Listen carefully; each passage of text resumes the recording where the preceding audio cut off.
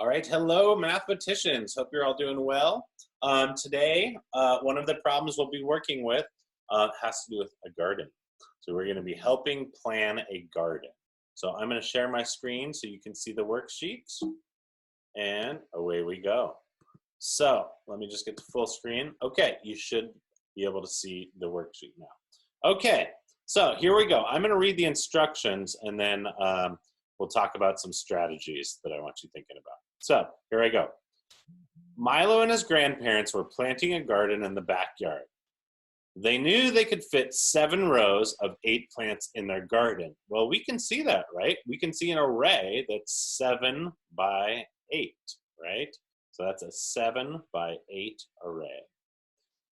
They want to grow 5 different types of vegetables, and they want to have about the same number of each kind of plant. See if you can help them plan their garden. So here's the garden map. This is where you will be filling that in. Here's what you need to know. Each square can hold 1 plant. So each one of these squares represents 1 plant. They want all the vegetables to be planted in arrays so they are easier to water. So that means that they want all the vegetables planted in arrays, correct? Not these rectangular arrays. They don't want to have to water things in odd shapes, so they want them to be made in these rectangular arrays. So this array that I just made is 1, 2, 3 by 1, 2, 3, 4, 5. So we could call this a 3 by 5 array. Now, not all of your arrays need to be more than 1 row. I could just have an array that looks like this, right? That would work too. I'll change the color so that could represent, I don't know, the tomatoes or peppers, okay? So this is a 1 by 1, 2, 3, 4 array that I just made, okay? So now that means I've filled in for 2 of my vegetables and I still have 3 left, right? They all need to work in rectangular arrays. So however you're gonna plan that out is great.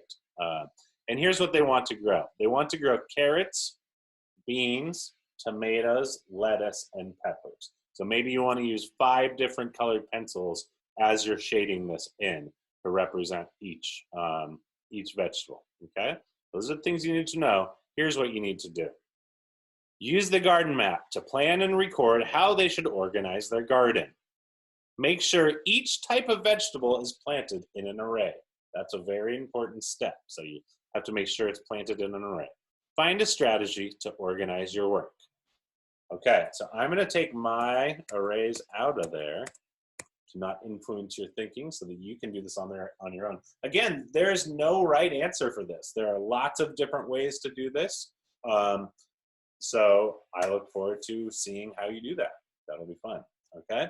All right, so that's step 1. If you want to just work on this part of the problem, that's great. If you feel like you're up for a little bit more work, then we'll go on to the next page. So here's the next page. Now that you have solved the problem, record your findings on the table below. Be ready to answer questions based on your answer as well, okay? So this will help us with the next page. So now you need to look at your array that you made for carrots. You need to solve for, or just put in the number for the length of the array, and then the width of the array, and then put in the total squares. So if I go back and I make this for my carrots, and I will change our color to orange to represent carrots, okay? So what is the length of my array here? It's 1, 2. Or, you know, you might, it's up to you, length and width, kind of interchangeable here. You could say that the length is 1, 2, and the width is 1, 2, 3, 4, 5, right?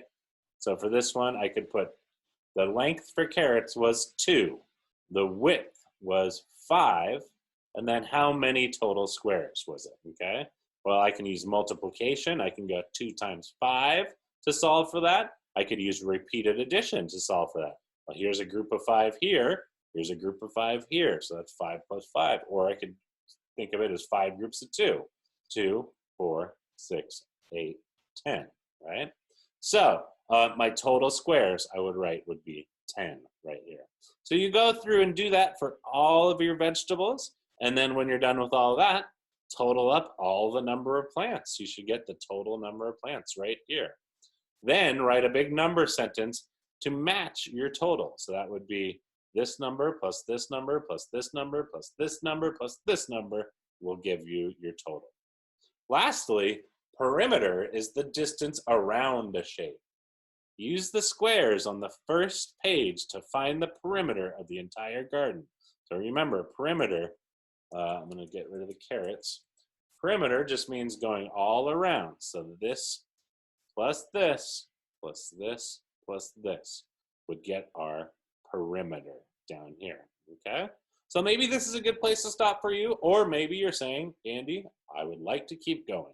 So here is the next part of the problem.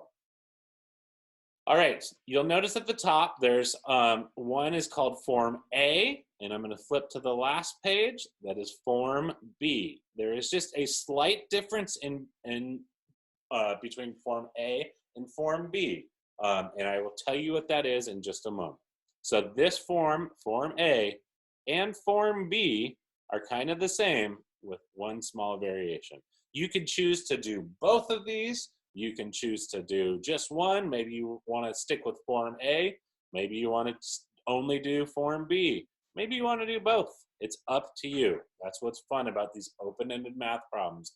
You can kind of pick your level that you want to be working at, okay? So I'm going to read through Form A, and then we'll talk through the slight difference for Form B, okay? Now it's time to solve some problems. Record the number of each vegetable and use that information to solve the following. So you'll be writing your totals in from this section right here, right? So the first, it says carrots, total squares. Well, my example, I believe, was 10, so I would write in 10. You would write in your total squares for each of those. That's step one of this.